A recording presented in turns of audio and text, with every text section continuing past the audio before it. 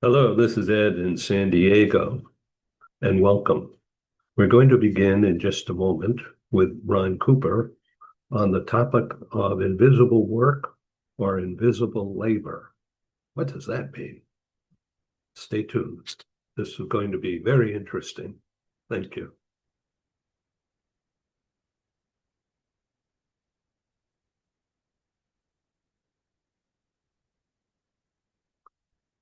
Hi, Ron. Good morning, Ed. How you doing, partner? Good. And you're on live TV right now. Oh my And golly. Okay. okay, I was just introducing the theme today, and if you don't mind, I'm going to read this thing. I asked Gemini. Ken Lloyd is joining us too. Wow, look at Good. this. It's great. Pardon me. So we'll wait till he comes in here. I didn't understand what you were talking about, invisible work, invisible, but now it makes total sense. Hi, Ken. Morning, gentlemen. How All are Hey, good you? right. morning, Ken. You're on live TV. And I was just announcing the theme of today, and Ron is going to get into it a lot better than me. But I asked Google Gemini, what is invisible work? So here's what they say. Invisible work or invisible labor refers to the effort and tasks that are essential to the workplace but fall outside of official job descriptions and measurable performance indicators. Because this work is relational, administrative, or purely supportive, it is often overlooked during performance reviews and compensation decisions. And then they get into a breakdown: advocacy, cultural logistics support, emotional labor.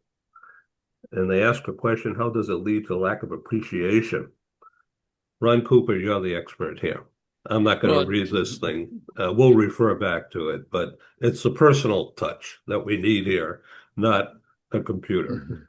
no, well, thank you, Ed and Ken. Great to be with you always. And the topic invisible is sometimes can be a bit of a misnomer, but yet I'm going to use the expression, well, I am just. And then fill in the blank with, well, I am just the floor sweeper. I am just the toilet cleaner. I am just the one who supplies stuff in your cabinets and so forth. But yet, if they feel they are just, they are lesser than, they may feel that yep, I'm just not appreciated and so forth. But I can promise you, we can all understand.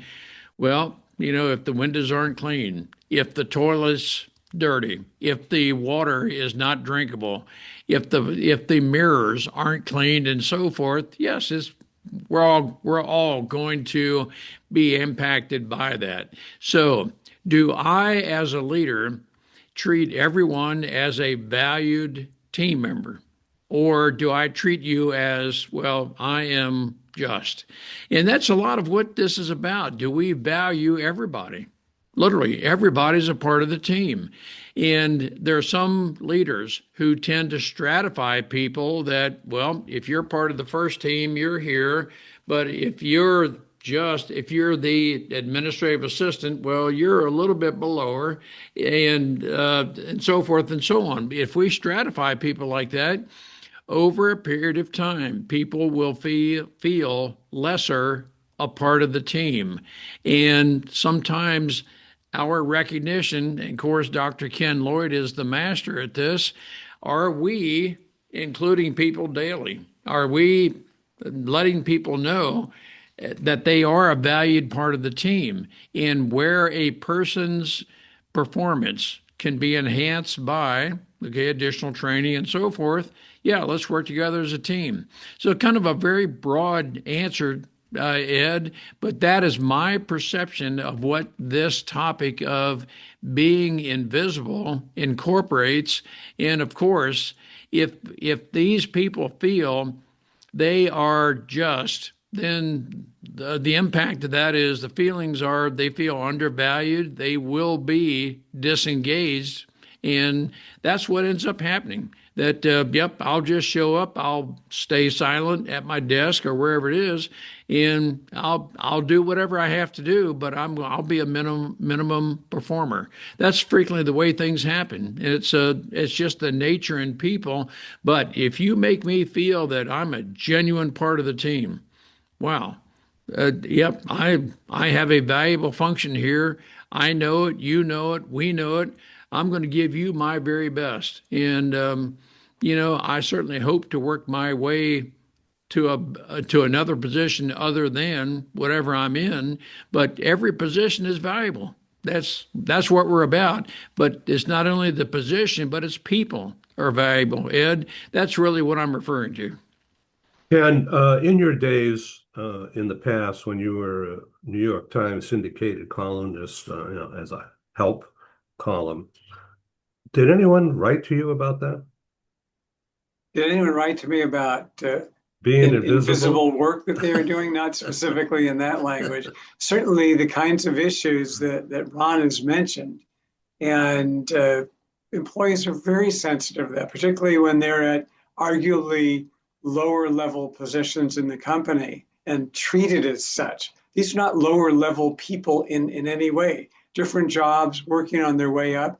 And Ron's absolutely right. The way to really build from there is to operate as a team. And one question that managers can ask themselves is that kind of the golden rule.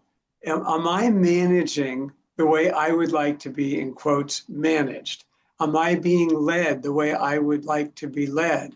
Or is this, I'm just treating these people poorly. I'm ordering them around. I am treating them as second-class citizens. Is that how I'd like to be managed? Is that how I'd like to operate? So in addition to being understanding and involved and engaged and treating these folks with respect and with trust and trying to help them learn and grow and succeed, the question is, am I really doing that? And how would I feel if my manager just did to me what I just did to the folks on my team? And that's a question to be answered. And it will certainly make people not only feel that their invisible work is visible, but that they are not invisible. And that's part of what this is. If you feel, hey, you've got all these invisible aspects of the job, maybe not with that vocabulary, but if you feel like kind of invisible around here, I'm treated as second class, second rate, not really heard, no one really cares, that's going to be very detrimental to the organization, to the individual.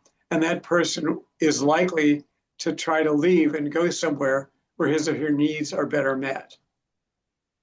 I'm going to give you a brief story, Ken and Ed, about, and I don't know if it's true or not, but the whole scenario could be true.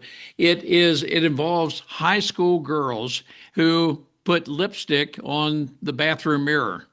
And whether this actually happened or not, I don't know. But they did it as just kind of a smart aleck trick that they would kiss the bathroom mirror, leave their lip prints on it, and they would return the next day that, well, yep, somebody somehow, some way cleaned this off. And this happened over a couple of weeks' time until the janitor said, hey, girls, let me just show you how things work here.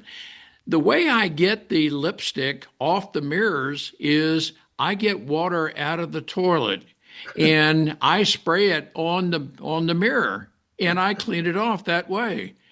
The girls were mortified, absolutely mortified. That now whether he actually did that or not is not the moral of the story.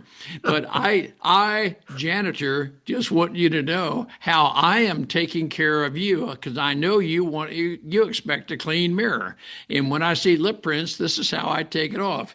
Their behavior changed immediately. And so, how important am I as a quote? I'm just a janitor. Well, yeah. How about if I don't do my job? Then you'll know just how important I am to the team. So are more of those people working remote these days, or are they in office? Well, the janitor obviously has to be on spot, and so, but yeah, certainly these girls are not going to be doing this kind of stuff in their home mirror for very long. That the behavior will be corrected pretty soon. Oh boy. Well, where do we go from here with this topic, Ron? Well, but okay, so how do we as leaders treat everybody as if you're just as important, and everyone is integral to this team. No one is lesser important. And so are we genuine with the way we treat people, or are we coming across with being artificial? And our daily conversation, our trust, our respect that we show other people will determine, Ken, yeah, do I project to you that I genuinely respect you? Ed, the same thing. And I would hope, in the context of a psychologically safe environment and culture, you will tell me quite honestly, yes, I do or do not feel real valued here because, and so I do, I can't expect your best performance if I do not value you as a person. And I would hope that I continuously challenge you in a good way that, okay, yep, let's keep progressing. We can keep going to higher levels. I want to train you to feel that I know you have the capability of doing that, but it's my responsibility to provide those opportunities for you. And there may be times, and likely will be times, you don't feel, oh my goodness, man, you're asking me to do something. I don't know that I can do this. Well, if I have respect for you and I have the belief in you that yes, you can, I'll work with you. Either I or I'll provide someone to work with you to help you overcome any doubts you may have about yourself. I will tell you, self-doubts keep people from performing at their maximum potential. We as leaders must be aware that people do have self-doubts, and as we have a psychologically safe environment, we'll work with those people, and it may need to be necessarily a one-on-one to where others, they don't feel intimidated, but whatever it takes to get the best performance out of everybody. But it's we people will know as we project ourselves to others, do you genuinely care about me? And people will be able to honestly respond to that. So that's the personal executive take on this question. Here's what the AI says. Propose solutions to increase appreciation.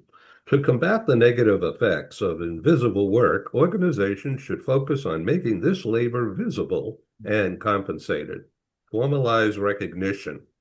Include cultural contribution and team stewardship as explicit criteria in performance reviews and evaluations. Make it measurable.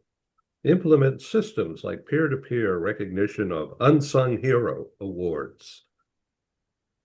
Celebrate the behind-the-scenes people. Redistribute the burden, whatever that means. Formalize and rotate responsibilities for cultural work to ensure it doesn't fall in the cracks. Compensation.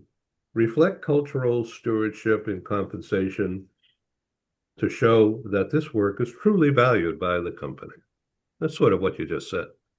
Well, it is, I think, Ed, and in the context that everyone over a period of time during the various parts of the day needs some amount of privacy. They want to be, they don't want to be distracted from noise, talk, and so forth. And then who knows? Maybe this hour of whatever time is that I just meant to really concentrate.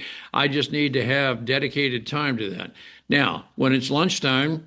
If I purpose never to have lunch alone, then Ed, Ken, I'm going to invite you to have lunch with me. And you may say, no, not today. That's okay. It's nothing personal. But as we can break bread over the table together, that's time that, we can just share information. And that's where we have fellowship. Now, to me, fellowship maybe has different meanings to different people, but to me, it's genuine relationship. We are genuinely speaking with each other. We feel comfortable, and friendship, all the same thing. Hey, I'm not a friend today and not tomorrow. Just no, we're in this together. But people know how that is. And Ken, you're a master at relationships.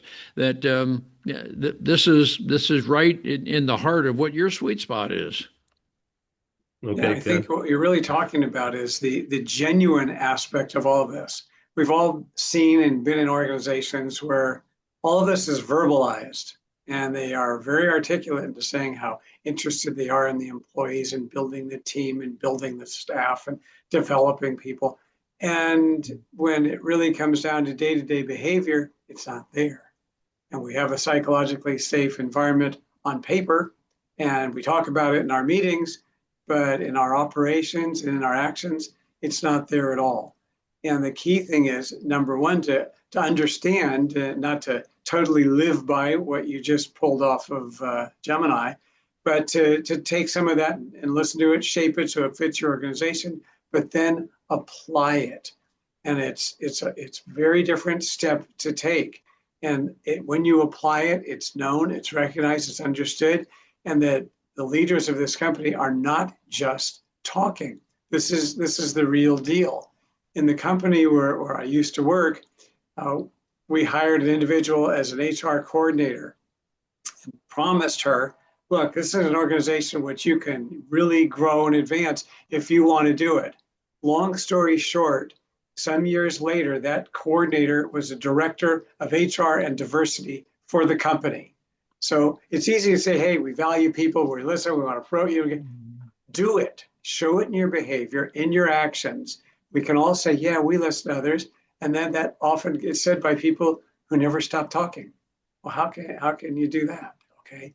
Really take the time and listen with all of your senses, not just the words, the body language, the pitch, the tone, the pacing, all of it. Because again, it can be very different. I can say, Ed, you did a good job, or you did a good job, or Ed, you did a good job, which means somebody else did. Watch the tone, the pitch, the body language. Even if I sit like this and say, yeah, I really enjoy communicating with you. Nonsense. That's just not true. Or I might have some doubt about it. You know, just take in all of that and make the communication real and truly, in every sense, listen to the members of the team. Is this an American thing or it's global? The body language? Well, the whole problem.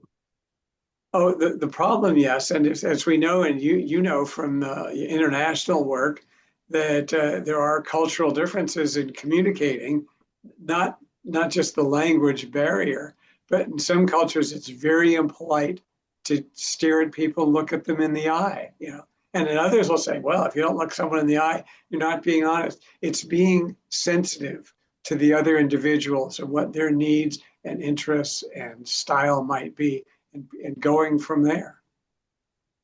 So by not looking, let's say looking sideways, maybe not all the time, but intermittently when in a meeting with a person, is that showing deference in that culture? In some cultures it can, and some it can just be when you just stare at someone in the eye, you're being rude. You're trying to dominate and intimidate them by staring at them, and not just looking at them, but staring and making people uncomfortable to maybe get a competitive advantage. So it's just to be sensitive to that, and frankly, to take feedback from others. Gee, when you were talking to me, I really felt that kind of your body language was scaring me a bit.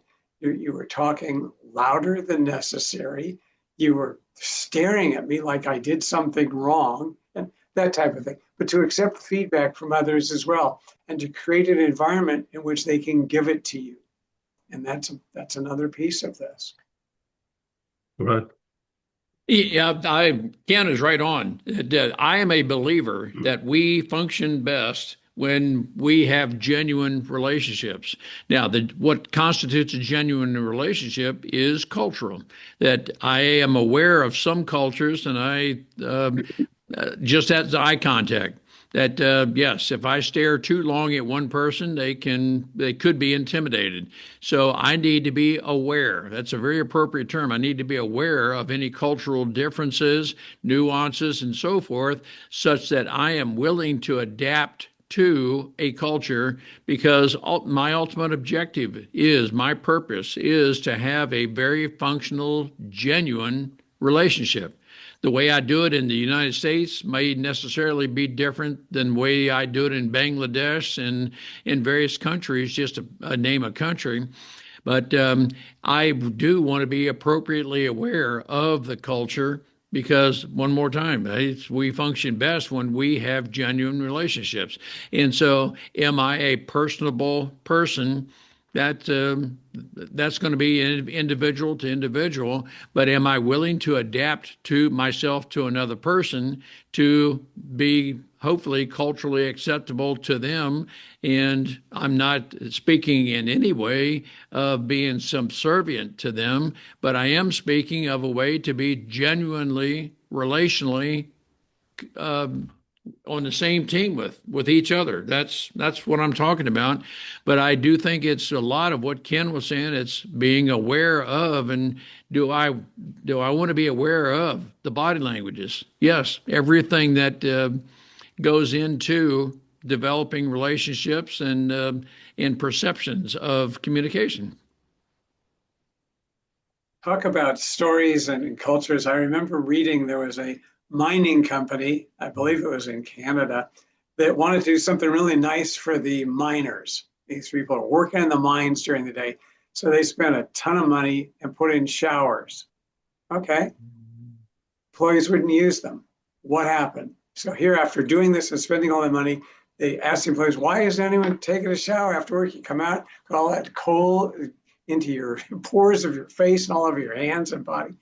And they said, if I go home and I'm all cleaned up, I don't look like I put in a day's work.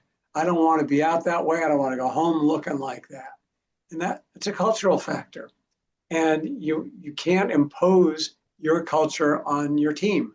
Learn about them, understand them. What are they interested in? And let's build together and not ignore that culture. And here was just a move. Company thought they were doing something good. It wasn't bad. It just was useless. It was a waste. So it's important. Understand the culture that they bring in and the culture. Every organization has a culture, just like a society, and to be aware of the culture of the organization in which we're working.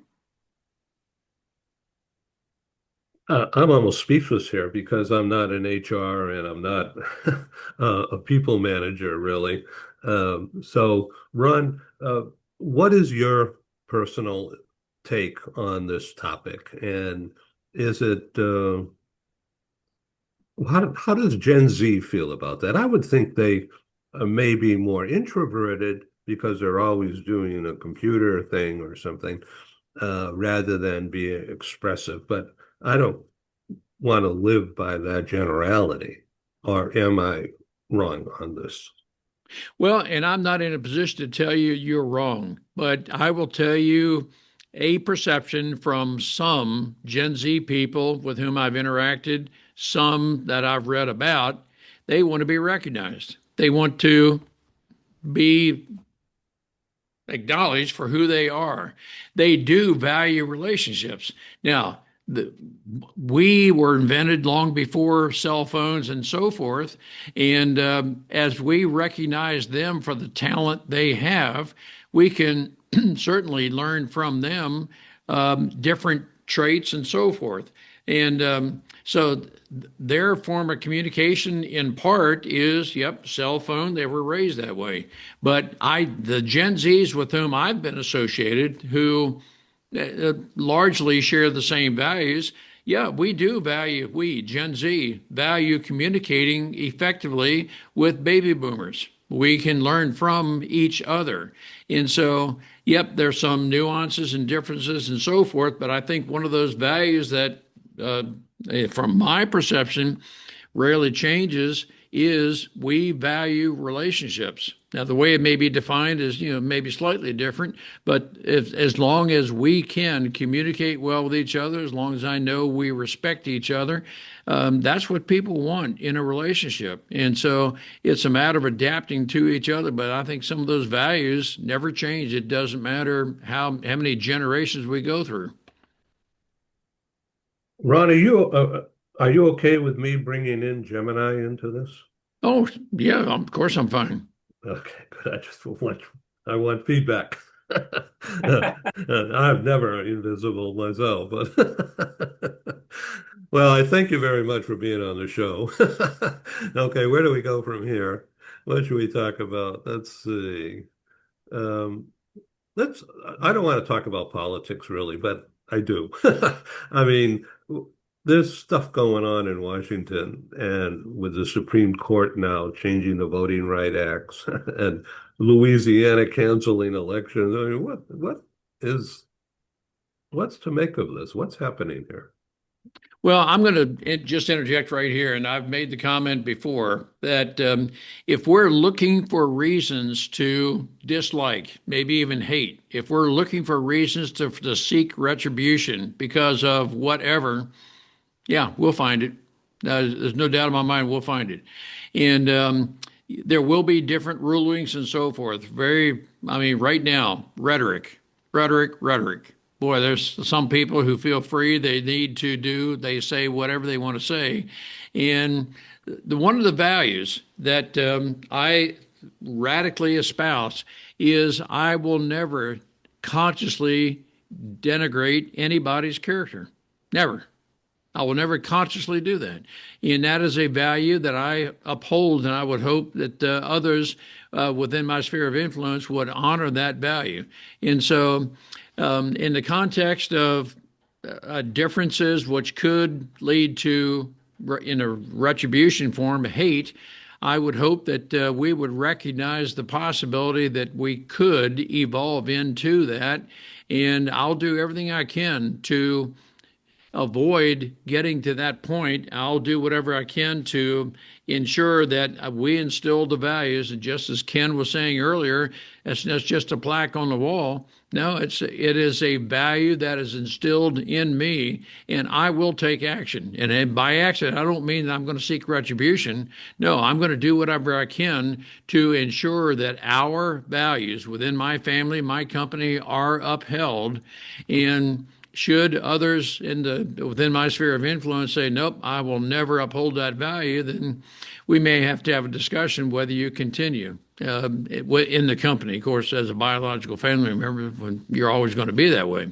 But at any rate, that's a lot of what I represent, Ken. I mean, Ed and Ken, you may have a little bit different take on that, but my sense is we probably share a lot of the same values.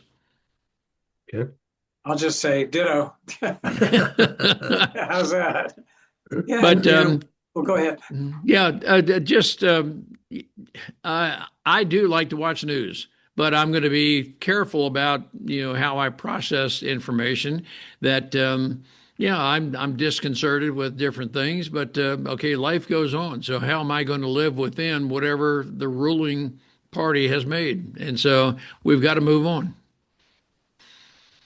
So there are two or three of the Supreme Court justices that are almost as old as I am. And the smart move would be for them to resign and let Trump appoint people that he wants to have represent after he leaves office, assuming that he will. So that's a smart move. To get people to do that is another story, and then the impact of that. And that is going to be a whole book in itself of how the Democrats respond. Or maybe the independent party will bless them and just say, hey, we don't like either of these things going on here. We need something different. What do you think of that, Ron? Well, and I will tell you that yes, if the older Supreme Court justices do leave, and Trump can support. It's a lifetime appointment. But then certainly the Democrats will take over some party. I mean, one of the three parts of government at some point. And should they take over Congress, undoubtedly they will opt to pack the Supreme Court. They will make enact Puerto Rico, D.C. as being states, and certainly they will appoint liberal representatives, which will then put liberal members on the court into the Supreme Court. And packing the Supreme Court, they would certainly, liberals would want to have probably 15 members, 6 additional being liberal to control that. And so I think we're faced with that possibility. Would that happen? I mean, I think it could, but in what way will we go? So that's I personally am a conservative, and but at any rate, I know those kind of things can happen. But even though I vehemently disagree with some of the progressive liberal stance, I can never take that to the point of hate and retribution. It's just that's just who I am. Ken, do you care to comment? To me, what's on top of what Ron is saying is that we're in an era where somehow it's perceived by some individuals to act violently in seeing what's going on. And even worse is that when they do so, in the minds of some people, they're heroes. And that's extremely scary and sick and dangerous. But people resorting to that, we're seeing, assassination attempts. We saw the president of United Health murdered, and some heroic language attributed to the individual who allegedly did it. And this somehow justifying that as a way of dealing with situations that people are not happy with is frightening and very discouraging to see this going on. And you add to it the acts of anti-Semitism across the country. I mean, every day we're seeing stories of this, certainly around the world. All of this is coming out, and it's extremely dangerous, unhealthy, and rather sickening. And what do we do about it? And it's a real. I mean, we grew up with assassinations when JFK was assassinated, and Bobby Kennedy and Martin Luther King and all. Then we seemed to shift, and now we're back in an era where people not only feel it's something to do, but there are those who say, yeah, that was an appropriate step to take. It's just no easy answers. I think that's part of what this era is, and hopefully we'll be able to work our way through it. And it's not an easy time right now. I'm very concerned how it looks and how it's passing for young people, for the younger generations, even beyond Gen Z, of seeing where is all of this going. And the path is not as positive as it used to be. It will change. And I've always been taught that light follows darkness, and there are dark aspects to the current time that we're living in, but there will be light. We will get through this. We will thrive, not just survive. But it's not an overnight fix, and it's not an easy situation right now. That's just the reality of our times. And Ken, I appreciate everything you said, and be a light. Marty and I, with the Cooper culture, want to be a light as much as we can with culture, family, and business.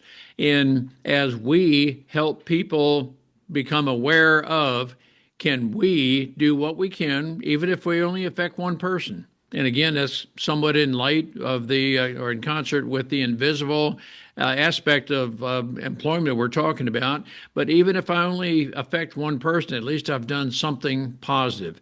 I don't want to do anything to just ignore and look beyond something that could lead to retribution, hate, and so forth. We saw that happen this weekend or this past weekend with the attempted assassination. Any number of things can happen. And so, yeah, who am I? Gosh, I'm just, to use that expression, I'm just one person, but I am one person. And I just might be able to affect positively one person. If my heart desire, if my purpose in life, if my burning desire, my goal is to be a positive influence, I'm going to do everything I can to be just that. And it's not a matter, well, I haven't infected 10,000 people, so therefore I'm just not going to do even one. No, if I even affect just one person, it's worth it. And so every life has value, and I want to project that with my persona and everything about my soul that Ed, Ken, to you, because I'm looking right at you right now, for every listener, I want you to know how valued you are no matter where you are. And so I don't want you to think you are just. No, you're a very valued person, and you have a very valued place in life.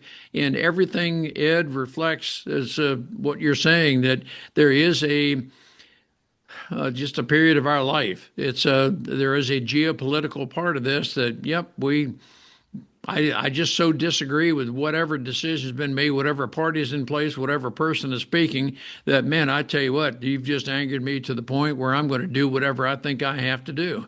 And so we're there, but we need to take action to do whatever we can to keep things positive. Somewhat of a long diatribe, and I apologize for that, but that's who I am and what we're about. I'm happy to provide the microphone. I think it's great TV. I was just going to say, we're months away, obviously, from Thanksgiving. But what we do is certainly, as most people do, what are you thankful for? You go around the table. But then the question is, what did you do that made someone else thankful? What actions did you take that other people appreciated? Let's go around, even with the grandchildren. What did you do that generated thanks from someone else?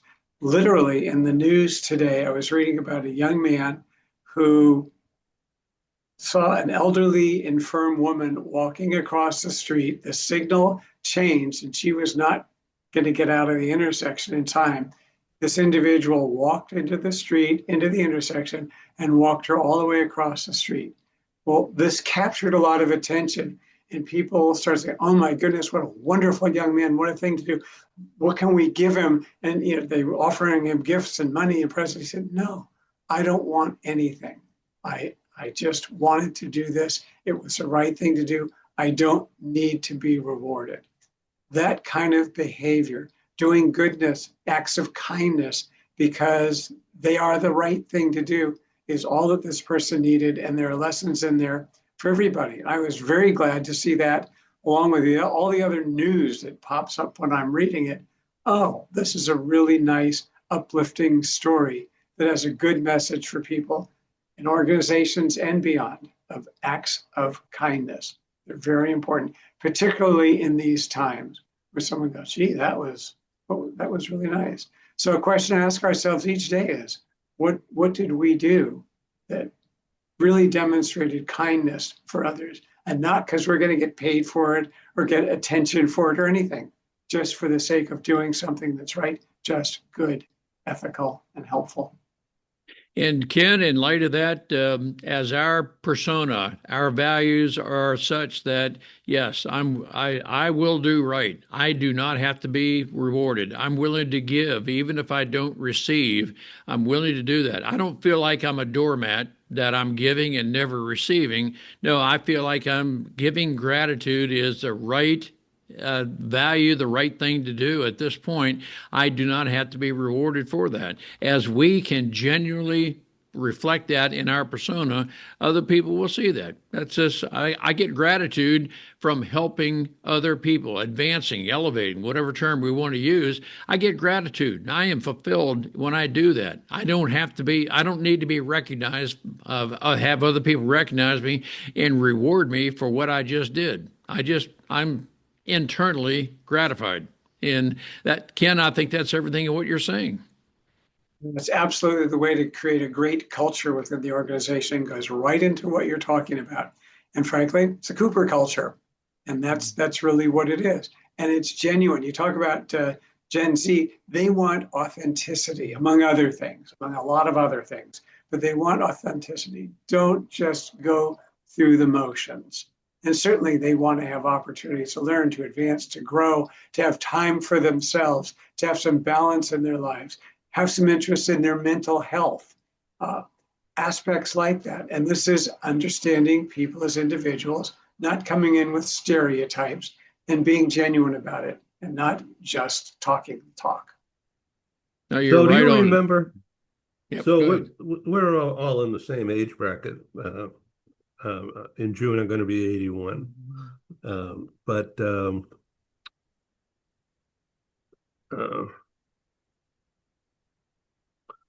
King of England was just in Washington on TV, in Congress on TV, and it seemed like Father Knows Best.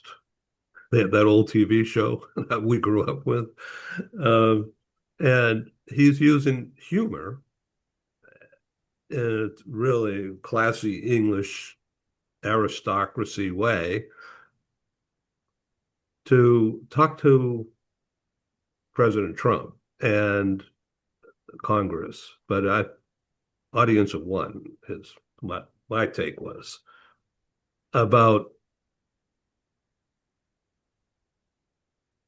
him reminding the president and Congress and anybody watching on TV. And the Congress was filled with people from past generation, past people in power who retired, about how the world works so far. And the fact that America has grown from and has adopted so many of the old English ways, even though there's not the class system that England still employs. Ron, what do you think? Yeah, it's. I thought King Charles was very eloquent in his humor in making reference to the Boston Tea Party, for one.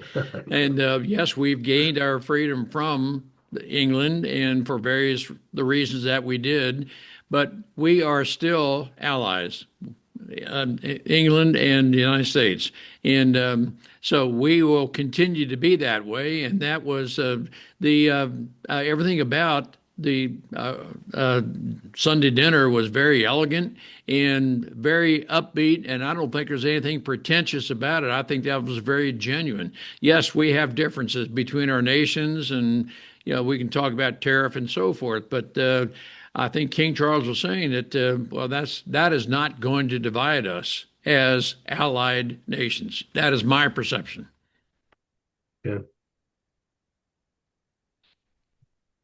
Dr. Ken, speak. I just remember riding by myself on a train somewhere in East Europe and hadn't been hearing much English. And I'm in a train car, and two women are sitting across from me, and it's just the three of us. And they're talking English. And I said, "Oh, you speak English?" And this woman looks at me, "Speak English? We are English." That's great. It just says it all. And but just I agree. To see the now king showing humor and speaking, I think it's absolutely great. I read, and I don't know if this really happened, where apparently President Trump said to him, for us, all of you would be speaking German, to which the king said, "Well, if it weren't for us, all of you would be speaking French." So I mean, it was just playing with him. But I think that's amazing for royalty to do that. It's so interesting. But that's, again, talk about culture. There it is. Well, this has been a delightful show. Thank you again for being on the program. So tomorrow morning, my morning, 8 a.m., My special guest is Susan Caesar, who's in Chicago, but she is on the board and a director of AI for ICF, which is the International Coaching Federation, which is a big deal. And it's going to be it's unscripted, although it's well organized in terms of talking points. So ICF invited me through a PR agency who's also going to be on the program last June to they gave me a press pass. Their international event with almost 2,000 coaches showed up in San Diego at the convention center. And so they knew I lived down the street from that, because just prior to that was the International Society of Human Resource Management convention in the same place with 25,000 people. And for 20 years, SHRM has been giving me press passes to cover. So they knew that I would do a good job, but they didn't know what or how or when. But it worked. And so now I have the honor of being given the opportunity to interview Susan Caesar and the role of AI in the coaching profession. Now, the coaching profession has always been, as you guys know, one-on-one and private. AI is not private. So, and that's going to be the gist of the whole story. Before we depart here, what do you see, Ron? Because you're a coach, you're both coaches, but how do you think about AI and coaching? Is it an invasion of privacy? For me, it is not. If I use AI in the right way. Coaching for me is a series of open-ended questions to help a person be able to articulate whatever may be keeping them from performing at their maximum potential.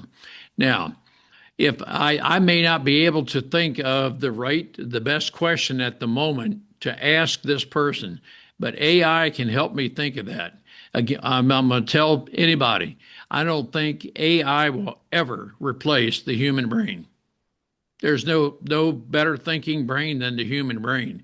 But in the context of repetitive tasks, AI can do that faster than I can. So I may ask AI to generate 10 open-ended questions on some topic, and within a few seconds, I've got it out in front of me.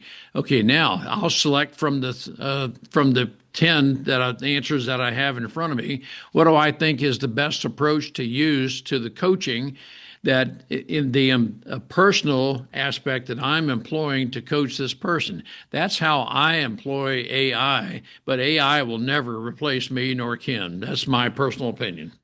Good. 100% agreed. You talk about coaching. AI, if you want, can be, in quotes, a coach to the individual, to give you some ideas, some things to think about. But even when if you were to get those 10 questions, you still would, number one, select the ones you think are most appropriate. Number two, shape them through your brain so that they're phrased properly and correctly for the situation in which you're dealing, which AI doesn't know anything about.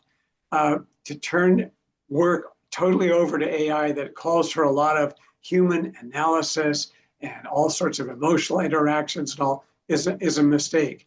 But yeah, it can be just an additional resource for you, but it should not be doing the work.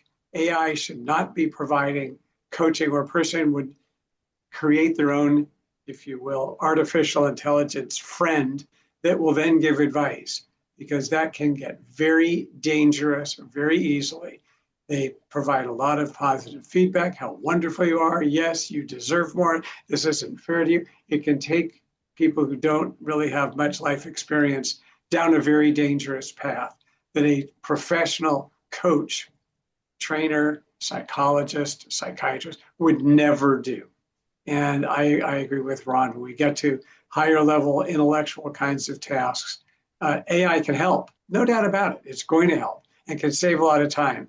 It should not be doing the work. It should be assisting those who are doing the work. You're both invited to join the show tomorrow if you'd like. Thank you. I've sent you the Zoom link invitation. So if you still want to do it, sign Thank up. you. Sounds very interesting.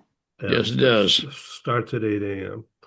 Okay, thank you very much. Thank you, Ken and Ed. Appreciate it. Right back to Bye-bye. both of you. Very, very enjoyable. And hopefully see you tomorrow. Yeah, Yes. thank you. Bye-bye. Be well, guys. Bye. Signing off. Thank you. Bye-bye.